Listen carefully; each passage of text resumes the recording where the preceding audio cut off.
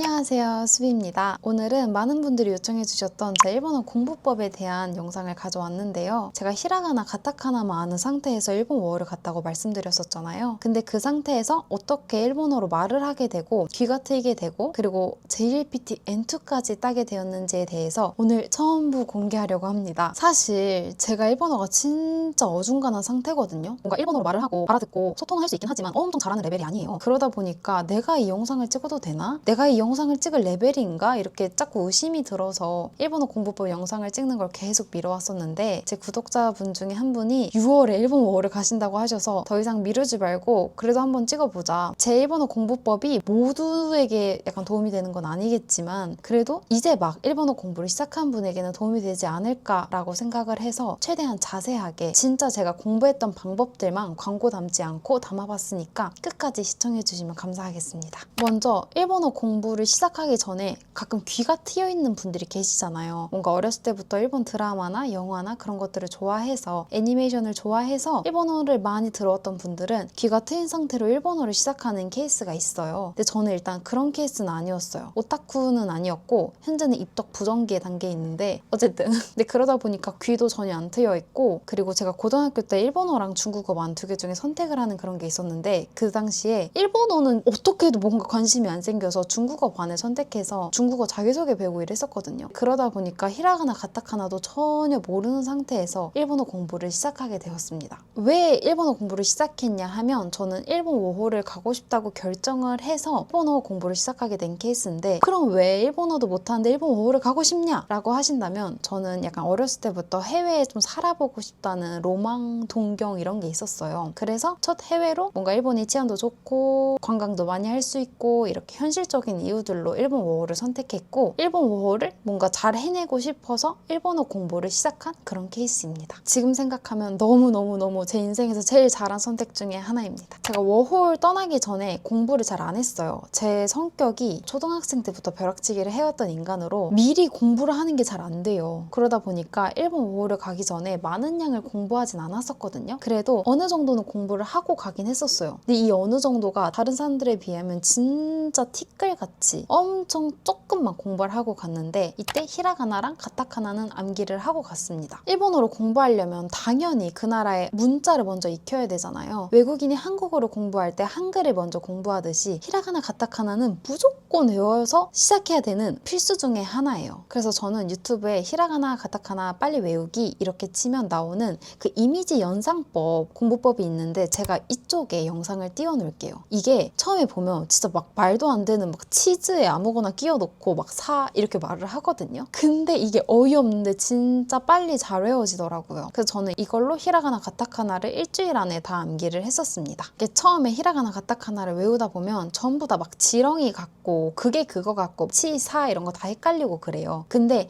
이거를 계속 공부하고 계속 보다 보면 어느 순간 그게 어떤 선이 아니라 문자로 보이는 순간들이 오거든요. 근데 처음부터 이거를 100%로 외워서 넘어가려고 하지 마시고 히라가나는 한 8, 90% 그래도 웬만하면 천천히 읽을 수 있는 정도 그리고 가타카나는 50% 정도로 한번 외우고 지나가는 정도로 해도 저는 괜찮다고 생각을 해요. 왜냐면 제가 그렇게 공부를 했는데 뒤에 가면서 다른 일본어 공부를 계속하면 그게 계속 쓰게 되고 눈에 익게 되는데 이 히라가나 가타카나에서 너무 오래 정체하면 언어 공부가 재미가 없잖아요. 그래서 저는 이 단계에서는 8, 90 천천히 읽을 수 있는 정도 약간 헷갈리는 정도로 넘어가도 괜찮다고 생각을 합니다. 이렇게 히라가나 가타카나를 외웠으면 기초 문법 단계로 넘어가야 돼요. 근데 이 기초 문법 단계가 뭐냐? 일본어가 문법이 되게 많더라고요. 생각보다. 우리나라도 막 국어 문법 진짜 많잖아요. 그런 것처럼 일본어도 뭐가 되게 많은데 저는 문법 공부하는 걸 진짜 안 좋아해요. 너무 지루하고 재미없고 문법을 생각하면서 문장을 뱉는 게 효과가 있나? 막 이렇게 생각이 들어서 문법 공부를 패스하려고 했는데 패스를 하려고 보니까 아무것도 모르는 상태에서 많이 들어봤자 들어오는 게 없는 거예요. 그래서 이건 안 되겠다 싶어서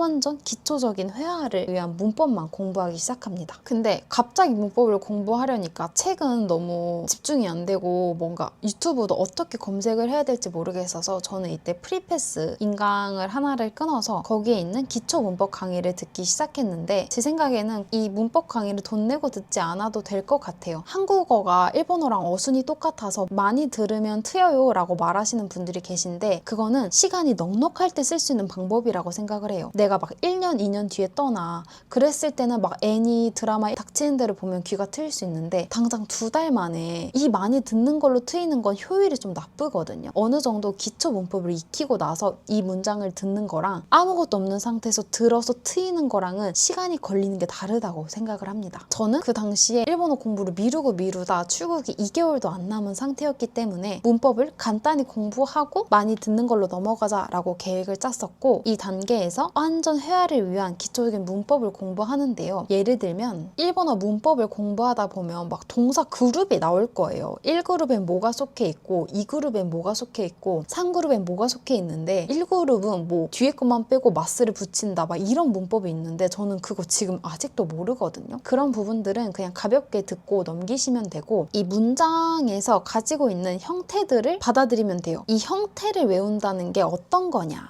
와타시와 에서 와타시는 나, 와는 는, 나는 아나타 오 에서 아나타는 당신, 오는 를 이렇게 와는 는, 오를 를 이런 것처럼 회화에서 자주 쓰이는 문장의 뼈대 같은 문법들만 외우는 거예요. 이렇게 기초 문법을 익히면 나중에 어떤 문장을 통째로 외울 때 뼈대가 보이고 그 안에 단어들이 보이기 때문에 문장을 외우는 게 조금 더 쉬워지거든요. 그렇기 때문에 저는 간단한 문법 정도는 익히고 넘어가는 걸 추천드립니다. 이때 유료 강의도 좋지만 유하다요 50일 챌린지라는 그 영상 시리즈가 있는데 그 영상이 진짜 기초적인 문법도 설명해 주시면서 단어들도 설명해 주시면서 약간 문장을 통째로 외울 수 있는 강의라서 저는 유하다요의 50일 챌린지나 사요 일본어의 채널들의 영상을 보면서 외우는 걸 추천드려요. 이때 저도 문법 강의가 30강씩 3개가 있었거든요. 근데 저는 그냥 첫 번째 강의에 15개까지만 듣고 유하다요 그 50일 챌린지로 넘어가서 문법을 마저 익혔는데 저는 충분히 괜찮다고 느꼈습니다. 그리고 나서 공부하다 보면 부족한 문법들이 계속해서 나올 거예요. 그럼 그때마다 그 부분만 유튜브에서 찾아보거나 인터넷 블로그에서 찾아보거나 그런 식으로 채워나가는 식으로 해나갔어요. 처음부터 완전 완성된 문법을 익히고 이 문법을 토대로 문장을 뱉는 게 아니라 기초 문법만 익히고 말하게 된 다음에 이 말을 하기 위해서 필요한 문법을 추가로 공부하는 식인 거죠. 그리고 이때는 막 공부를 시작한 지 얼마 안 됐으니까 사실 듣기가 전혀 트여있지 않는 상태이잖아요. 근데 그럼에도 불구하고 듣기를 연습하고 싶어서 일본 예능이나 애니메이션 같은 걸 보기 시작했는데 애니메이션은 쿠로코의 농구나 하이큐를 봤고 예능은 그 도라마 코리아라고 일본 예능이나 드라마를 볼 수 있는 사이트가 있어요. 거기에 들어가서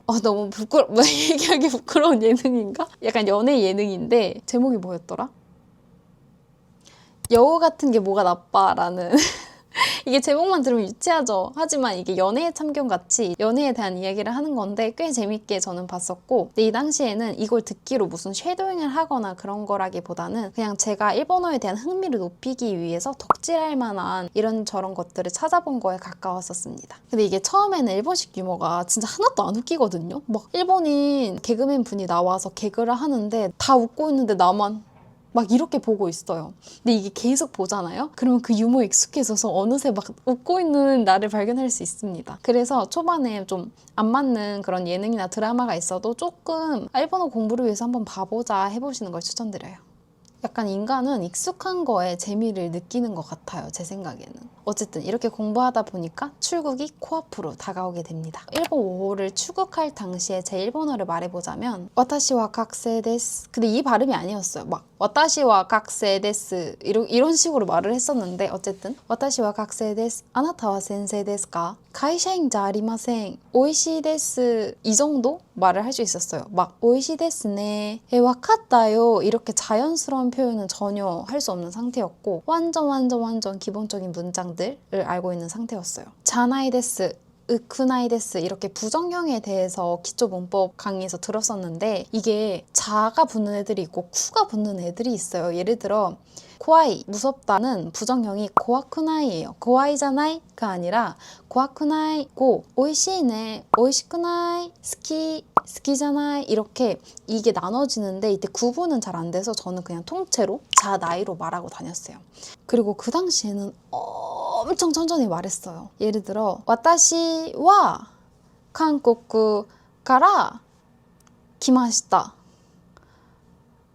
2ヶ月前 이런 식으로 말을 했어요. 근데 생각해보면 2ヶ月도 몰랐던 것 같고 1月前 이런 식으로 엄청 천천히 말을 했어요. 그리고 예를 들어 모르는 단어가 있으면 영어를 엄청 섞어서 말했습니다. 일본어로 베개가 마꾸라 하거든요. 마꾸라. 그러면 이제 마꾸라 어디에 있어요? 하면 마꾸라가 도코 데스까? 이렇게 말하면 되는데 저는 마꾸라를 모르잖아요. 일본어로. 근데 도코 데스까는 토이레와 도코 데스까? 라는 문장에서 외워왔단 말이죠. 그래서 저는 필로우와 도코 데스까? 이런 식으로 영어 단어들을 막 넣어가면서 뭐 이거는 콩글리시도 아니야. 이게 뭐지 그러면? 콩글리시, 코리아, 재팬 잉글리시, 쟁글리시? 어쨌든 그런 식으로 부끄럽지도 않았어요. 그땐 내가 모르는 게 당연하지, 일본어로 안 했었는데 라는 생각으로 그렇게 막 뱉고 다녔습니다. 누가 보면 영어를 엄청 잘하는 줄 알았을 거예요. 맨날 막 뭐 별거 아닌 거 가지고 다 영어 막 섞어서 말하고 그랬어요. 그리고 이제 워홀이 시작이 돼요.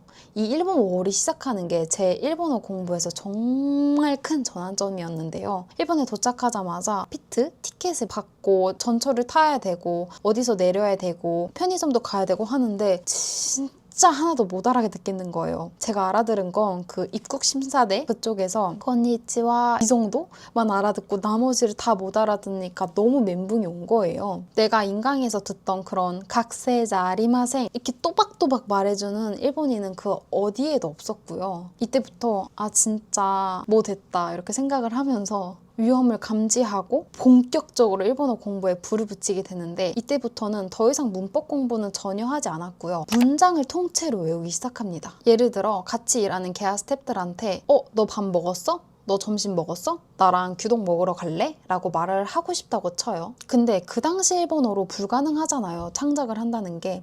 그래서 저는 그거를 이제 파파고에 검색을 합니다. 그러면 파파고가 어떻게 말을 해야 되는지 알려줘요. 히로광 타베타? 와타시도 고항 타베니 이까나이? 그러면 이거를 그대로 메모장에 적어둡니다. 맨 위에는 한국어 자막을 적어요. 점심 먹었어? 나랑 규동 먹으러 안 갈래? 그러면 그 다음에는 이 한자를 적어요. 오히로광 타베타? 와타시도 규동 타베니 이까나이? 근데 문제는 뭐다? 내가 한자를 못 읽는다. 히라가나 가타카나도 천천히 읽을 수 있다. 그렇기 때문에 파파고에서 히라가나도 나오거든요. 그 히라가나 부분도 복사해서 넣어줍니다. 이때 중요한 점은 파파고에 검색을 하면 그 문장에 단어들이 어떤 뜻인지 나와 있어요. 그리고 그 후리가나 거를 선택을 하면 애들이 띄어쓰기를 해주거든요. 의미별로. 원래 일본어에는 띄어쓰기가 없어요. 왜냐면 히라가나 가타카나 한자를 읽게 되면 이 띄어쓰기가 왜 필요 없는지 알게 되는데 초반에는 왜 띄어쓰기를 안 해주는 거야? 내가 어디가 어디까지인지 어떻게 알아? 이렇게 된단 말이죠. 근데 파파고에서 이걸 해줘요. 메모장에 옮길 때는 의미별로 띄어쓰기를 해서 옮겨주는 게 좋습니다. 그렇게 해야 이 단어의 의미가 뭔지 어떤 식으로 사용할 수 있는지 눈에 나중에 들어오기 때문에 꼭 띄어쓰기를 해서 적어주시는 걸 추천드려요.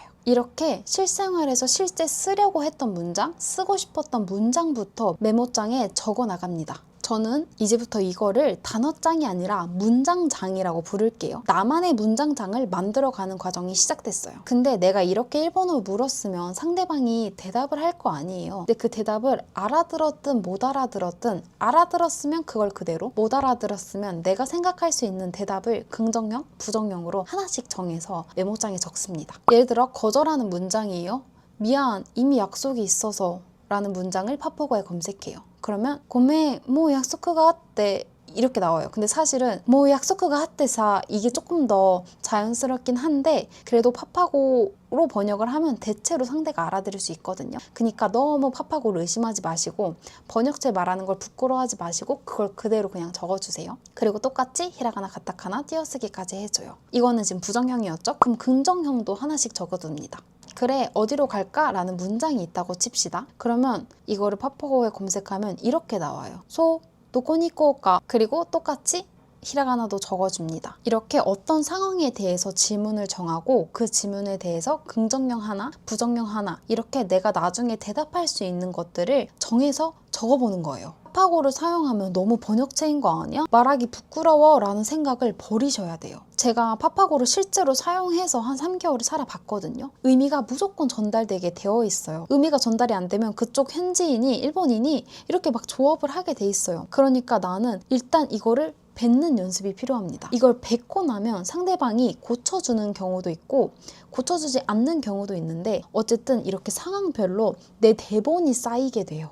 저는 이렇게 평소에 자주 사용할 수 있는 문장들을 스스로 찾고 정하고 통째로 외우기 시작합니다. 이때 저는 문장을 외울 때 문법에 너무 휩쓸리지 않도록 주의했어요. 예를 들어 먹었다 라는 뜻의 타베타를 외울 때 타베마스의 과거형이니까 먹었다구나 정도로는 인식을 하지만 이 타베마스가 몇 그룹의 동사니까 이 마스를 제외하고 이게 타가 됐구나를 외우지 않아요. 그냥 타베마스의 과거형은 타베타 이렇게 바로 외우는 거예요. 그래서 나중에 먹었다를 생각했을 때 바로 타베타가 나올 수 있게 문법을 생략하고 이걸 바로 외우는 연습을 했어요. 근데 사실 일본에 있는 상황이 아니라면 이렇게 연습을 하는 게 너무 막막하고 힘들 수 있거든요. 그리고 자기가 스스로 상황을 상상하고 거기 안에서 예문을 뽑아내는데도 한계가 있을 수 있어요. 그리고 언어라는 게 단순히 그냥 어떤 문장 이런 게 아니라 그 나라의 문화를 담고 있는 거기 때문에 우리나라 말 그대로 직역을 하면 가끔 어색해지는 문장들이 있을 수 있어요. 예를 들어 일본은 남의 집에 들어갈 때 오자마시마스 이렇게 말을 하는데 이거를 우리나라 그대로 직역을 하면 방해하겠습니다 라고 해석이 돼요. 물론 이거를 조금 잘 직역하면 실례하겠습니다지만 우리가 생각했을 때 실례하겠습니다는 솔직히 시츠레이시마스가 먼저 떠오르지 않나요? 그렇기 때문에 문화를 모르고 내가 그 상황을 만들어서 문장만 외우면 어느 정도의 한계가 있어요. 그래서 이렇게 스스로 만드는 대본집, 이 문장장과 더불어서 맥락 속 일본어를 익히는 단계가 필요합니다. 이때 가장 좋은 방법은 일본 드라마나 아니면 예능을 보는 거예요. 애니메이션 같은 경우에는 일상생활 표현을 익힐 수야 있지만 처음부터 애니로 배우면 조금 실생활에서 안 사용하는 표현들이나 그런 말투가 될 수 있거든요. 그래서 만약에 처음 회화를 공부하신다면